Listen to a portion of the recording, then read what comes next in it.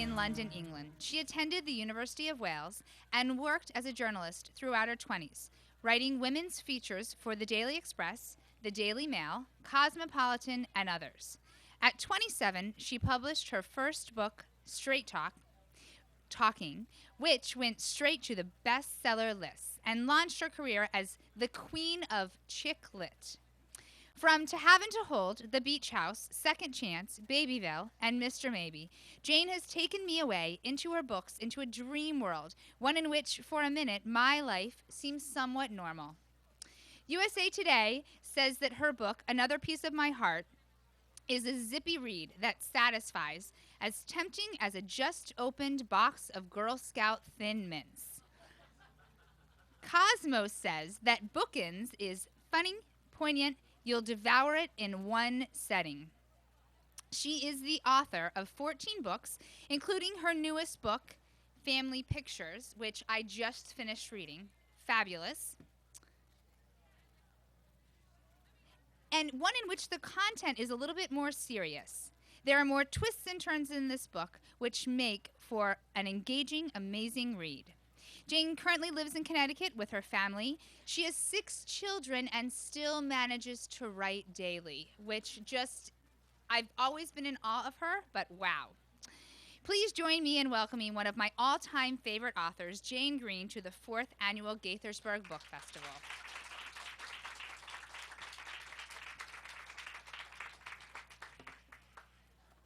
Stephanie, thank you so much. Can everyone hear me? You always know it's going to go well when you have a lovely introduction like that. I have to tell you that my publishers had booked me on a plane to fly here. Whoops. There goes my water.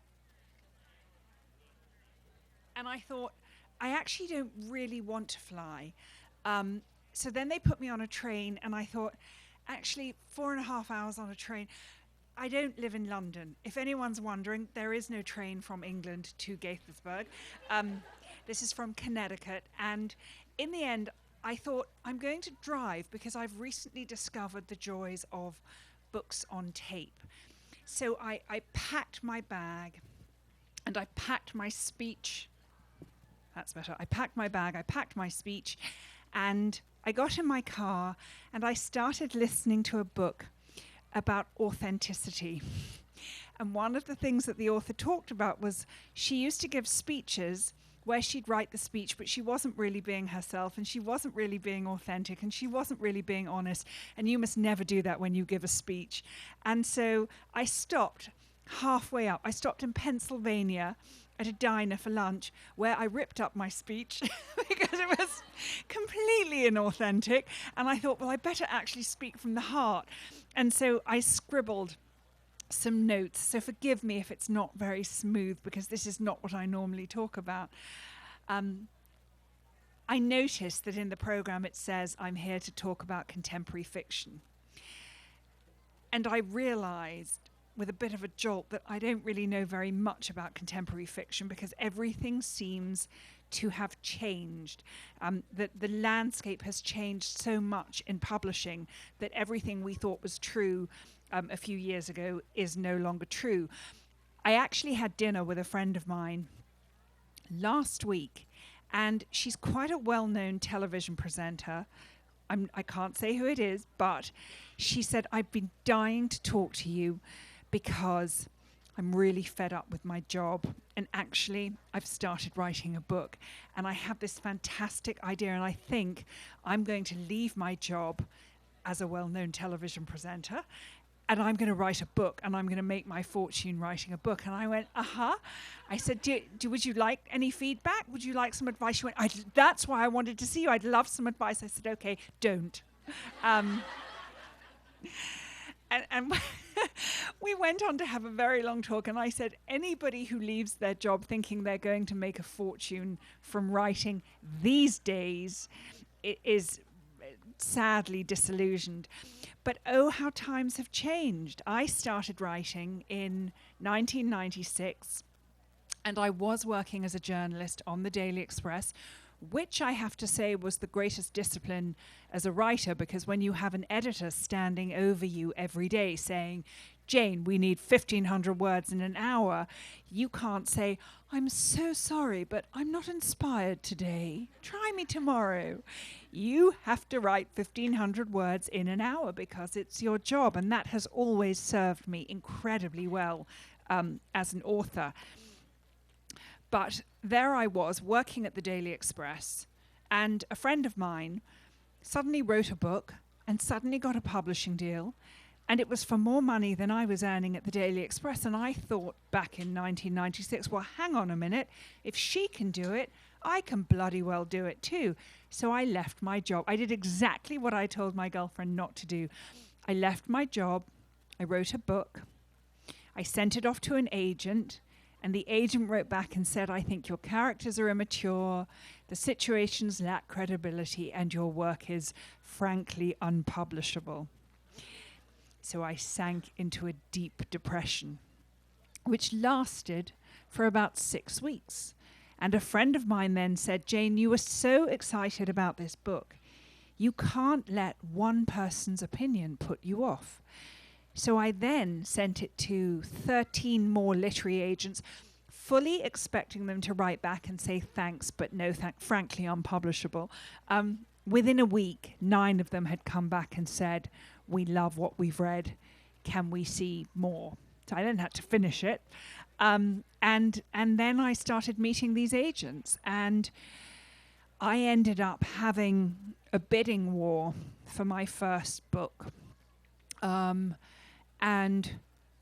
It was extraordinary, actually. That very first book was straight talking, as Stephanie mentioned, and it did go straight onto the London Times bestseller list, and it became a really big book. And then my second book was Jemima J, and that became even bigger, and also was very big in the States.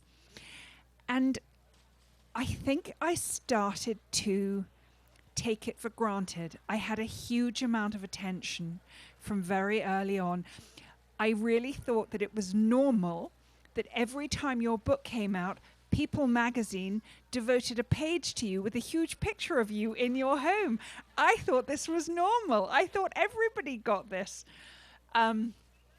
So my career was going up, and each book was, the sales were higher and my deals were bigger, and I thought, well, I'm invincible here. And that is hubris. And what happened next? 2 things. I wrote a book that wasn't very good. And I knew it wasn't very good, but I didn't know how to make it better. I didn't have an editor at the time who really made me accountable. And I think I had arrogance. I think I really thought at that time, people will buy it. It's a Jane Green. They will buy anything I write. And they didn't. Well, they bought that one, but they didn't buy the next one, which was a shame because the next one was a very good book. And by the time I started sort of recovering from this huge dip, the bottom fell out of publishing. And I suddenly found that the landscape had changed and that the world was a very different place. My agent has a very wonderful expression, and she said, in life, you either are humble or you get humbled. And I was humbled. And I learned extraordinary lessons, actually. I knew that I had a very long climb back. And I learned humility. And I learned gratitude. And I also realized that part of the problem was that I'd fallen out of writing. And this was actually why I'd written a book that wasn't very good and then didn't go back and do the work, because I'd lost my love of writing somewhere along the way. Somewhere along the way, it had just become a job. And the thing is, it is a job. You have to be disciplined. I have to write every day. But there are also moments when you're so in love with what you do. There are moments when the words just flow from your fingertips and you feel like you're not telling the story. This movie is unfolding in your head and you're just letting it flow out through your fingertips. I'd lost that. So I started, I guess, kind of from the beginning. I went back to basics and I started to learn about writing because I never wanted to take it for granted again. And I started crafting my books. I started spending huge amounts of time working with a new editor and really editing my books. They used to be streams of consciousness. My earlier books were just written like blah, blah, blah, blah. Now I write, I go back, I rewrite. A week goes by, I go back, I rewrite. I go back and rewrite. Family Pictures was rewritten 6 times. Oh, it went through 6 edits. It was rewritten completely once and then parts of it rewritten. And I also did something with Family Pictures that I've never done before, which is my editor told me 30,000 words of the book were irrelevant. That's a third of a book. And I had to take out 30,000 words that I had toiled over and just delete them. And it was so incredibly painful. But the result is a much better book. And I have, having an editor that you trust is crucial because I really do trust this woman. It's made my writing much tighter. It's made it much cleaner. And actually, Family Pictures is probably getting the best reviews maybe of my career. I'm really actually amazed at how the care that I put into my work is reflected back at me. I often tell people that I have the best job in the world. I really do have the best job in the world. I often think about why I do it, and I get to be defined as someone separate from my kids. I'm not just a wife. I'm not just a mother. I'm actually, defined as something that's wholly mine, which I love. I get to write in the mornings when the kids are at school, and then I'm mum by the time they come home, so I'm not missing out on anything. And I also write to connect. I think so much of it for me is about human connection. Whether it's coming out on the road and meeting readers, which I love more than anything, or connecting through the page. And actually, I think we all are so increasingly isolated now. We're all hidden behind screens and iPhones. And I watch people waiting in line and nobody's making eye contact anymore or striking up a conversation with a stranger. You don't see yourself reflected back in a stranger's eyes. Everybody's standing there on their devices, scrolling through Facebook, killing time until they get to the front. And we're really kidding ourselves. I hear so many people say, yes, but we're more connected than ever before. But we're not connected. That's communicative, which is different to connection. And I think what we look for in books is connection and validation. We all, this audience is mostly women, and I think women feel this particularly.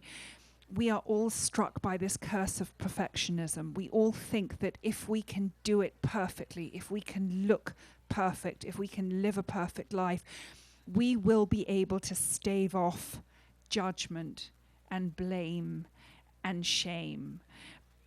But the thing is, the big secret is that we all feel the same way and none of us are perfect. And I loved Stephanie's introduction when she said, she sees herself in my books because that's what I'm writing. I'm writing about you and me. I'm writing about women who don't get it right, who do shout at their kids when the door is closed, who don't make it to the recorder concert because they forgot, who just get it wrong a lot of the time. And that's who I'm writing for. That's who I'm writing about.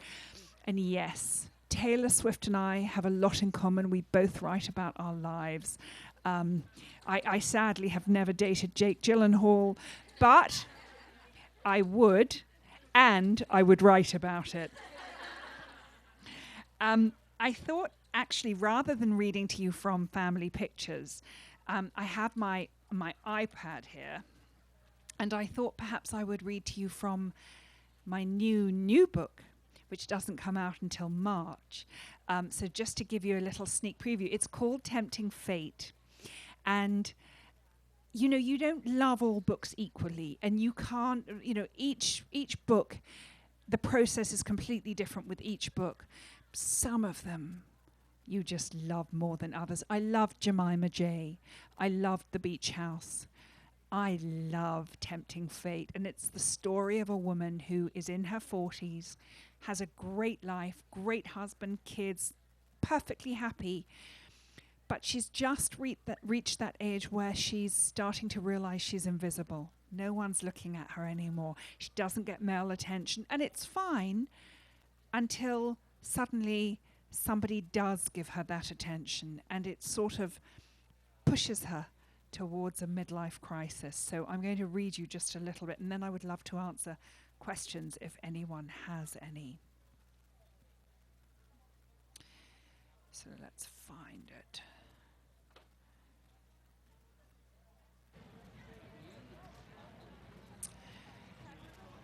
Dowdy during the days of early childhood. Gabby is surrounded by two extremes of women now that she is approaching the afternoon of life. The women like her, in their shapeless, comfortable clothes, secure in their husband's love, in their place in the world, who have not yet felt the need to reinvent themselves as time slips slowly away. And the glamour pussies like Trish, who have reinvented themselves in middle age, who are fitter, prettier, better dressed than they ever were before. Partly because they have to be. In this affluent town, at this age, there is always someone around the next corner who could take their place. Oh, lost it. Oh my God, this is the problem with the iPhone. Here we go. And it isn't just the women who need to be worried. In the last year, 4 women Gabby knows, not friends, but women from the neighborhood she's known for years, have suddenly left their husbands. They say they've been unhappy for years, tell stories of how terrible the husbands are, even when the husbands have always seemed delightful, before everyone discovers that in each of the cases, there were other men involved. In one case, the husband of her best friend. In the others, random men picked up at the gym, an AA meeting, the contractor. Gabby found herself sitting in living rooms for coffee as these women told tales of their awful husbands before swooning with delight as they lit up, describing the perfection of their new man. But nothing happened before, they each swore. He was just a friend until we split up. Each time, they described these men as their soulmates. Why else would they have broken up their marriages, exploded their lives, alienated, or at the very least caused immeasurable pain to their children? No one likes to think of themselves as the kind of person who would have an affair, who would ever betray their spouse so monumentally, so unforgivably, so heartlessly, unless they had no choice, unless they found the one person the gods had chosen for them, the one person they were supposed to have married, had circumstances not got in the way and slipped their boring old husband in instead. Of the 4 wives that had left, 3 of them were no longer with their soulmate. One of them had confessed to Ella she'd made a terrible mistake. She would do anything to turn the clock back. But her husband had met someone else. He was not only happy, but happier than he had been with wife number 1. It was too late, and now she spent her kidless weekends at bars, much like the one last night, wondering how her life ended up such a mess. Gabby, who had always thought of it as a midlife crisis, hadn't ever really understood why these women left their stable lives, their loving husbands, until today, as she slouches back on the sofa, blankly staring at the television screen, knowing now exactly how these things happen. You have a choice, she was fond of saying. Just because you're married doesn't mean you're not attracted to anyone else. You're married, not dead. We're all going to be attracted to other people at some point, but ultimately it all comes down to a choice. So easy to say when you have never been presented with a choice. And honestly, Gabby had never felt an attraction to anyone other than her husband since the moment they met. Last night, Gabby had a choice. She had many choices. She could have gone home with her friends. She could have called a cab from the bar, not gone back to the hotel with him, because however much she may try to deny it, even to herself, she knew even then that the possibility was there. That moment in the hotel lobby, late, quiet, when their eyes locked and held, neither of them speaking, she had a choice then. She could so easily have stayed, let him lean forward, kiss her gently on the lips. He didn't, but she knows he would have. She sits, playing this moment in her mind over and over again. He didn't, but he would have. He didn't, but he could have. And if he had, how would it have felt? And if he had, how would she be feeling now? She shudders, lust and guilt replacing the small smile that, unbeknownst to her, has been playing on her lips since she started thinking about him. She didn't do anything. She has nothing to feel guilty about. She's married, not dead. This isn't nearly the big deal it could have been. And if she can't stop thinking about it, so this is just flattery. This is just pleasurable. Having the undivided attention of someone other than her husband, feeling the sparks of attraction fly between them was exhilarating. Even now, she's torn between feeling sick with guilt at even considering the thought and elated at still being desirable, still having a sexual power she's not sure she was ever aware of having. She and Elliot have always had a great sex life, but it is great partly because they are so comfortable with each other. Making love with Elliot is a tried and tested routine with little variation. She has never wanted more variation, has been perfectly happy with the routine. But it doesn't light fires anymore. She's not sure it ever did. Thank God nothing happened, she thinks. For if he were to phone now and say, "Come to me, I need you," she honestly isn't sure she'd be able to say no. Even though Gabby could get hold of him, she decides she will not. He is too dangerous. She cannot be in touch with him. She may have mentioned her email in passing, but he'll never get in touch. Why would he? He must have thousands of women flocking, and she was just a passing fancy. Perhaps he has a penchant for older women. Perhaps he is attracted to the unavailable. Either way, last night has to be written off as a fun flirtation that needs to be filed away and never thought of again. That's it.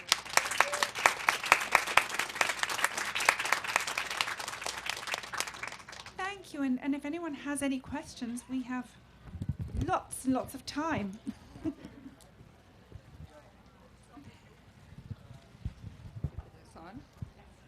Hi, that Hi. was beautiful. Thank you. Beautiful. Oh.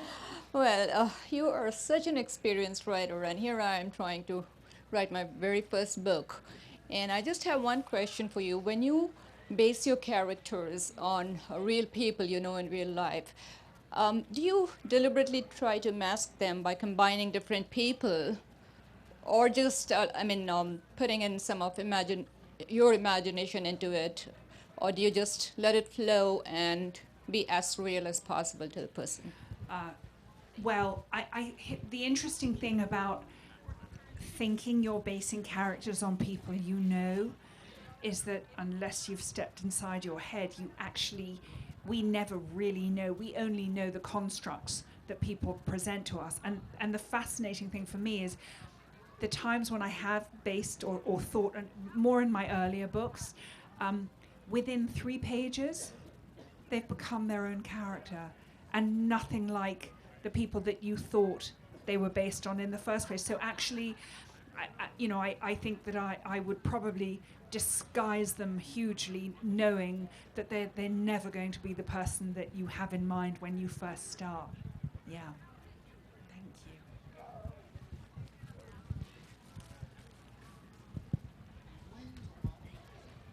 Hi, I am such a huge fan, and my favorite book is The Beach House. I was wondering, when you write such a wonderful book like that, how do you find the inspiration to follow that up with another book?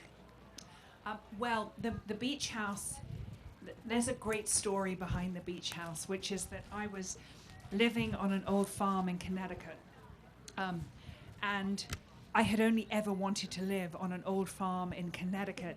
And then my marriage broke down and my former husband moved out. And 3 days after he moved out, I suddenly thought, beach. I hate the beach. I just need to say that. I don't really understand the beach, but this thought came into my head, beach. I must be by the beach for the summer. So I Googled beach rentals, found this tiny little beach cottage, picked up the phone, a guy answered, and I said, "Hi, my name's Jane Green." He said, "Jane, we know each other." And it was somebody that I had met a handful of times. I went to see his beach cottage. It was this big. But I knew that I was supposed to take it. And so I rented the cottage with my kids, fell completely in love with living by the beach, and fell completely in love with my landlord shortly thereafter, who is now my husband. Part of our courtship that summer involved us going for these very long walks every night along the beach. It was about midnight. The kids would be asleep. We'd take the dogs. And every night we passed the same woman. And she was mid-60s, very beautiful, long white hair, slash of scarlet lipstick, on a bicycle with a cigarette in hand every night. And she'd say good evening and we'd say good evening, and I knew nothing about her other than I had to create a character who became Nan, and I had to create a story about this woman. I can't even remember what I wrote after The Beach House. I think Second Chance, The Beach House. I don't remember the book that came after. It might have been Another Piece of My Heart.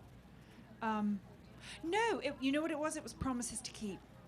So actually, it's a great question, because how do you follow a book that you really, really love? It is hard, but Promises to Keep was a different thing completely, where I had stopped my life to look after my best friend who had stage 4 breast cancer.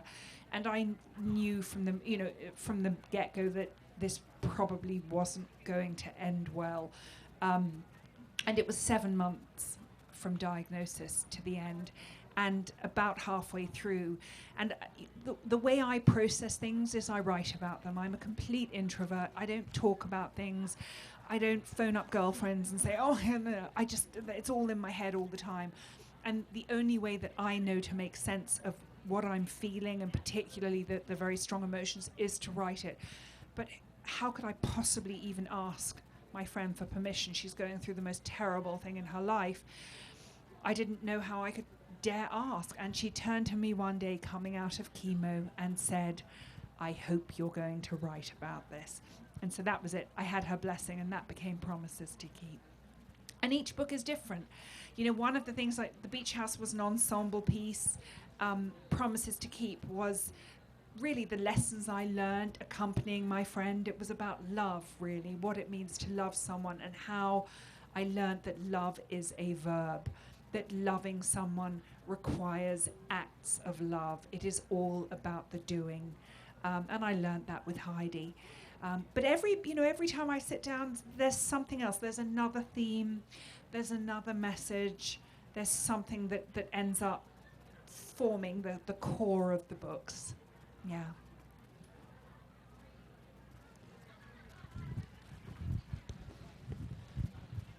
Well, I have a book group.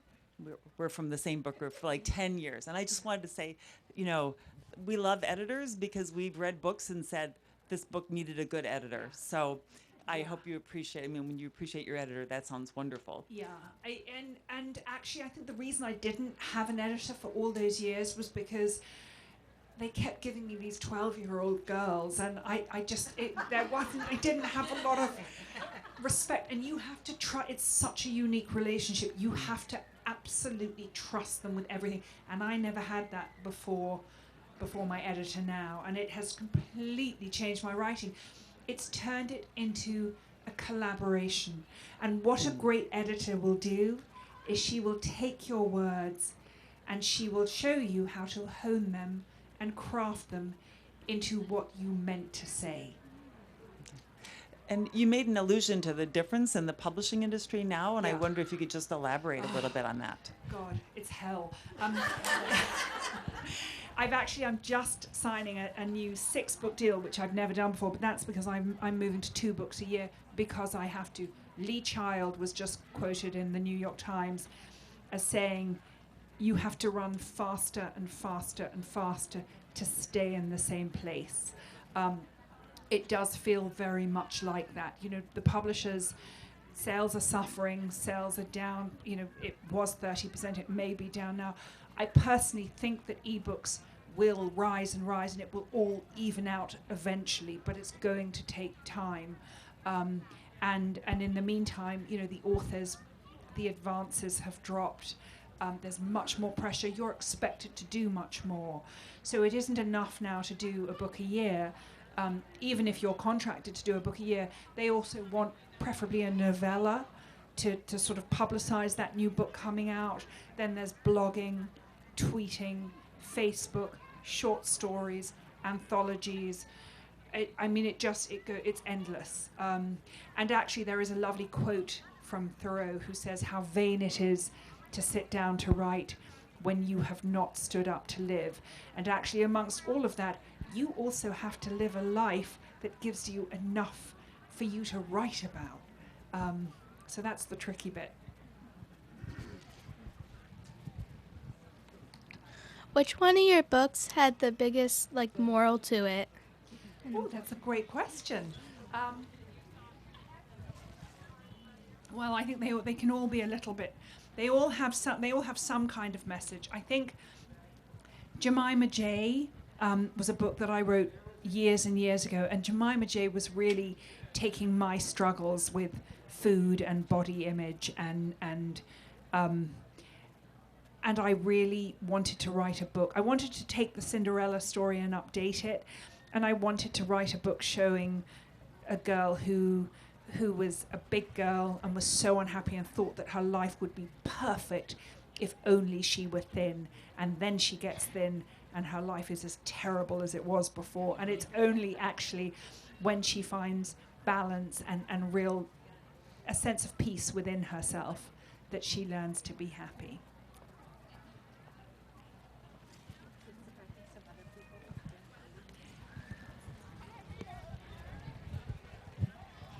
Thank you. Hello. Hi. Hi, how are you? I'm good. How are you? Good. Feel a little out of place here. I think I'm the only male in here. So I recently finished writing and editing my first book, or almost done editing it. So thank you. Thank you. It was a long process, 4 years. Wow. I have no plans to quit my job. So, but I'm getting ready to start pursuing an agent, and I was wondering, I'm probably not going to get 9 wonderful responses back. If you have any advice that you could provide looking back on being part of the industry. Well, I mean, the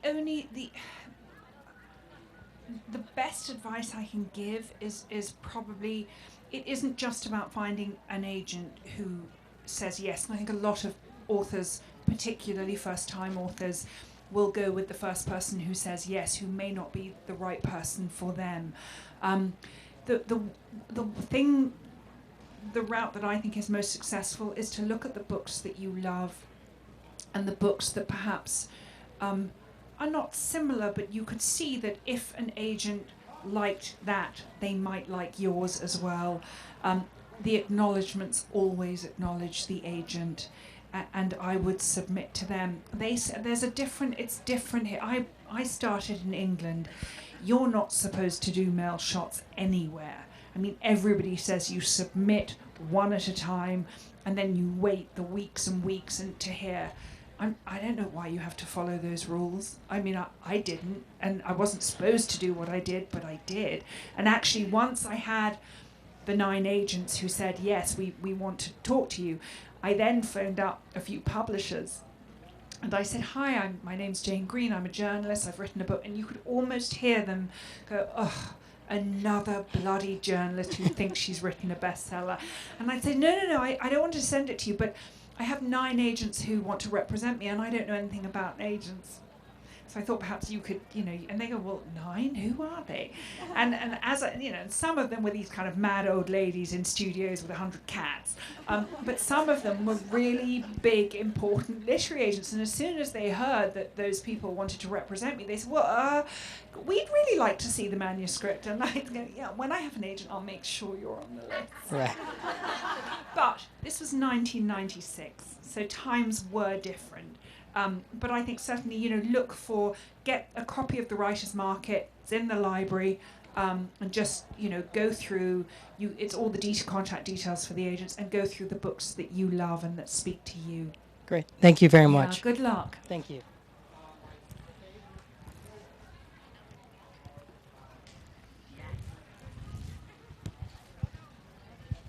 Hi.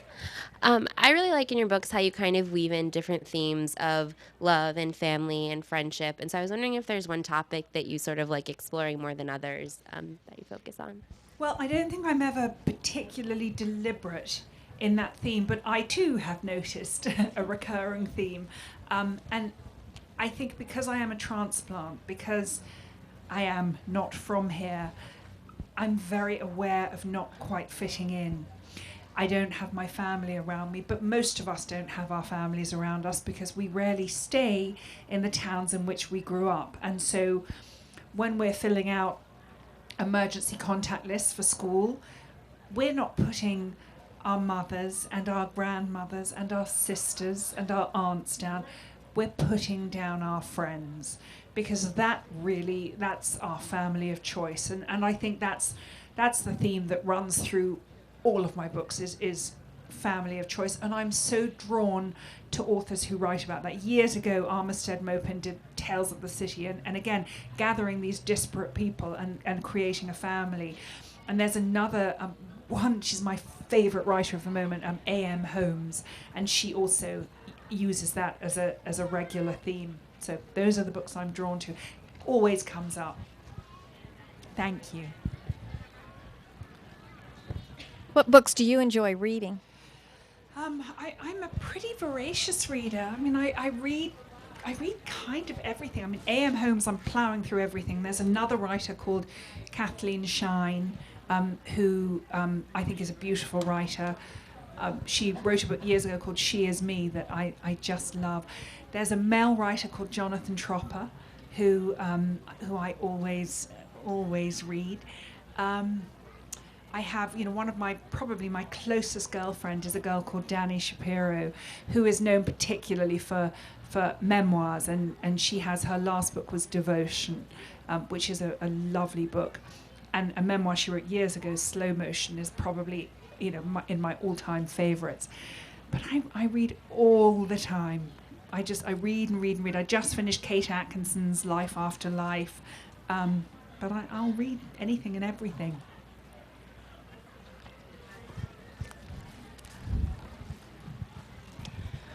So Jane, I'm a little ahead of you in midlife, but I know that there's a push to give back, to have something to contribute from profession.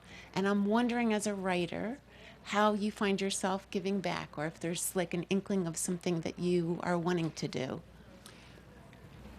Do you mean emotionally, or do you mean on an actual physical? On a physical level, like what you're wanting to contribute to younger generations, or to... That's a great question. It's one that probably requires more thought than I can give standing at a podium.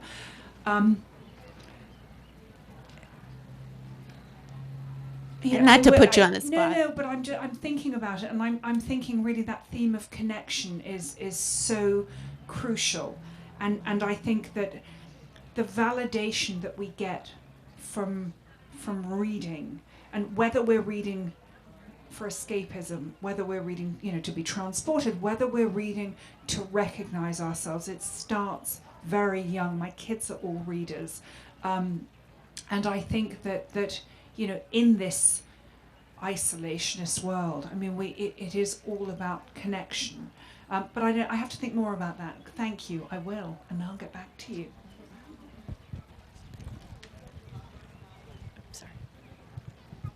I have a question. How do you feel like about some kids who don't decide that they're like that TV is better than reading, and people who decide not to read because they think it's the horriblest thing in the world?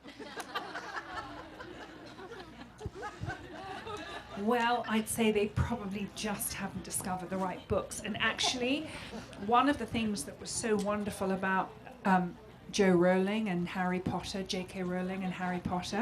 is that she spoke to a generation of children who thought they didn't like reading. And once they picked up her books, they fell in love with reading. And I honestly, I don't think it really matters what you read, particularly as a child, as long as you are reading. So I'm convinced that it's just a question of finding the book that speaks to you.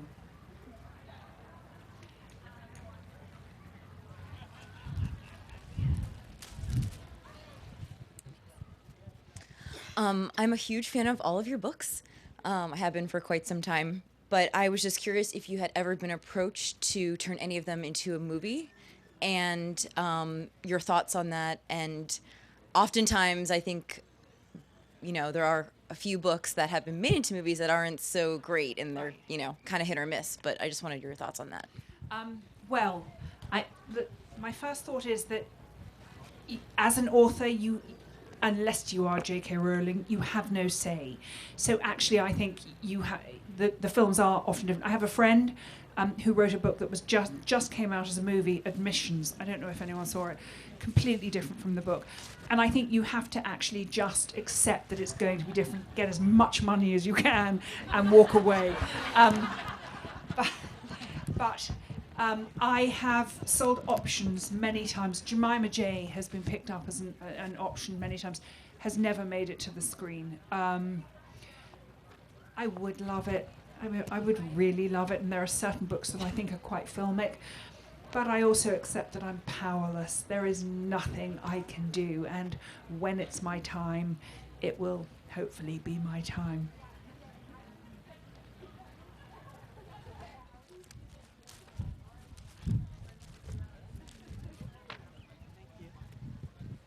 Jane, I really appreciated everything you said. One of the things that you commented on was people aren't connecting, they're looking at their iPhone, I also think that part of that is, I have to, for my job, I write for the web, and everything has to be very small and short and chunked, and I sort of come to the conclusion that, in a sense, people have the attention span of a gnat anymore.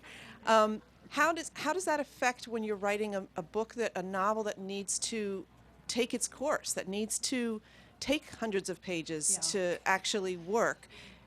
And do you notice that readers have shorter attention spans, or do you just plow ahead and do what you've done before? Well, it's a great point, and I think none of us have any attention. So I did actually go to my doctor a couple of years ago and say, I think I've got ADHD. He went, welcome to the club. Who doesn't? But I write in a different way because of it, because it is so hard to write. And I now I sort of create a self-imposed writer's retreat where I'll go off to a little inn or to a friend's, empty farm in New Hampshire, and I will do nothing. There's no Wi-Fi, no people, no nothing, and all I do from dawn to dusk is write. And it creates a propulsive quality that I don't know I could get if I were writing in the traditional way in snapshots. But I don't bear it in mind with my readers. As a reader myself, and as a reader with no attention span, when a book's got me, it's got me. so it really doesn't affect my enjoyment of the book or my ability to read the book or the way that I read the book. Yeah. Thank you. Oh, one more.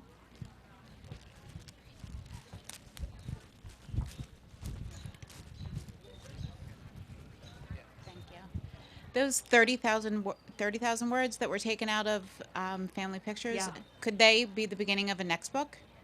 Um, Because I would be heartbroken if someone told me, if I've spent all of that time and energy and someone said, take that out, that's something Well, that you created. do you know? So maybe it's the beginning of something it else. wouldn't. They wouldn't work as the beginning of a next book of another book. But I was doing a book club chat on the phone last week, and when they heard that there were 30,000, they said, "Well, what happened?" And I started to tell them. They said, "Well, can't you post that?"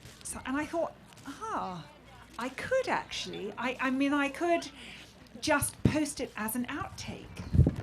Yeah, it's not very funny. Usually movie outtakes are quite funny, but still, I think it would work. So, exactly. So Facebook or maybe Amazon. So, yeah, good question. I think we might be at the end, actually. Thank you so much. Thank you for having me. This has been lovely.